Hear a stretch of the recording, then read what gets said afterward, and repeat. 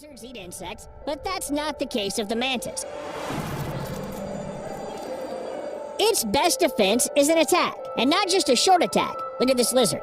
Anyone would be shocked if a potential lunch attacked them, and not only attacked, but also rapid movement. Now the powerful front legs squeeze the head of the lizard, not letting it close its jaws. And that's it. The mantis thinks it's enough. It can start eating the prey, alive. But even after the prey escaped, it couldn't save itself. The mantis caught the lizard and twisted its neck.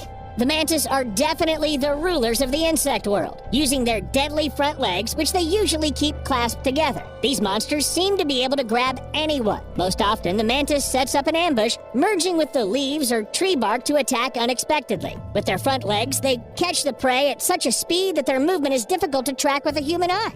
And the very structure of the body of the mantis is such that it makes the insect an ideal killer. They have triangular heads located on a long neck or elongated chest. They have everything to comfortably reach for the prey. The mantis can rotate its head 180 degrees to scan the environment with 2 large complex eyes and 3 other simple ones located between them. The whole set. Not a single movement around will go unnoticed. And what about those same grip forelegs covered with spikes? With their help, the mantis keeps its prey in place, and it doesn't care about the size of this very prey, and its opinion on the matter. Moths, crickets, grasshoppers, flies, and other insects usually get into the menu of mantis. However, these insects eat their own kind too. The most famous example is the infamous mating behavior of the adult female, who sometimes eats her other half right after or even during mating. But the mantis are fearless, guys. Even the possibility of being eaten does not deter them from procreation. But one thing is different insects, including the same mantis, which are not very resistant. But it's quite another thing to attack snakes. Now, we're not talking about anacondas, but mantis do attack small snakes and do it with a very specific purpose. Widely spaced back legs for stability, the mantis makes sharp attacks, trying to grab the snake, and if it doesn't move fast enough, it can't escape from the grip. Of course, the snakes are trying to resist by wrapping themselves around the mantis. They must have not seen what happened to the lizard. These insects know exactly what they do, and they try to get to the head of the prey. And when they do, they start to eat. And it doesn't matter that the snake is still hoping for salvation. So who else is on the menu of the mantis? Mice. Even if these mice are the size of the mantis itself. Remember the lizard? Yes, for the mantis, it's not a huge, dangerous opponent, but rather, ooh, how much food? What can we say about some little mouse? The scheme's about the same: an unexpected throw, powerful spiked legs, squeezing the prey, unsuccessful attempts to get free, and a slow meal right during the fight. The mouse is still twitching, but the mantis doesn't care anymore. It's already started dinner. And this is not a sight for the faint of heart.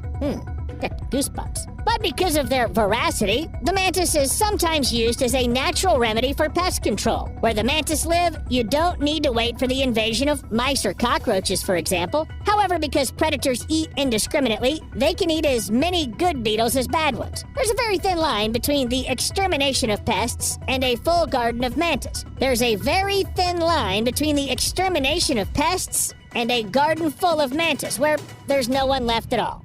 Now, you probably understand that it's not the first and not the only unusual victim of these insects. And the behavior of this particular mantis is absolutely typical. As I said before, the mantis aren't the type of predators who chase their prey like lions on the savannah. Most often, they attack from an ambush. Some of the mantis are well camouflaged, while others expect to stay still until their prey appears or until it gets too close. However, the hummingbird on the video was lucky. According to the description, both it and the mantis survived.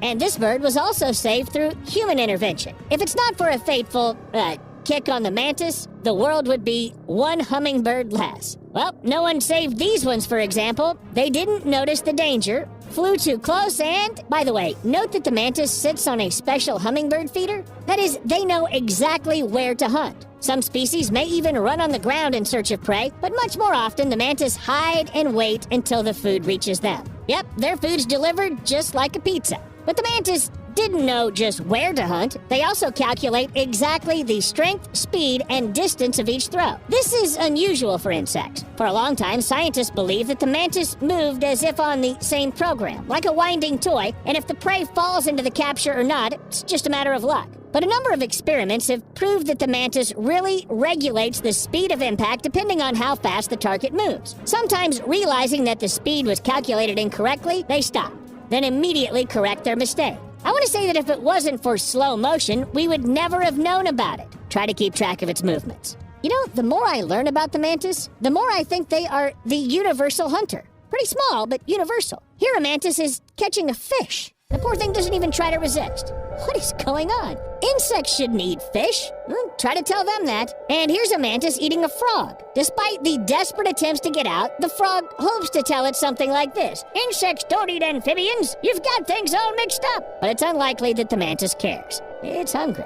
You know, they're like honey badgers, but insects. Hornet for lunch? Sure, yummy. And wings to seem bigger. Some species also have patterns on the exoskeleton in order to scare away even more enemies. If intimidating tactics don't work, the mantis may hit or pinch the predator with its front legs. It can even bite. Although its jaws are small, they are sharp enough to hurt many enemies. In addition, the mantis also knows how to make hissing sounds, pushing air out of the abdominal airways. And it doesn't matter what kind of enemy is in front of it, a bird that's going to have lunch or a too curious cat, the mantis isn't afraid of anyone.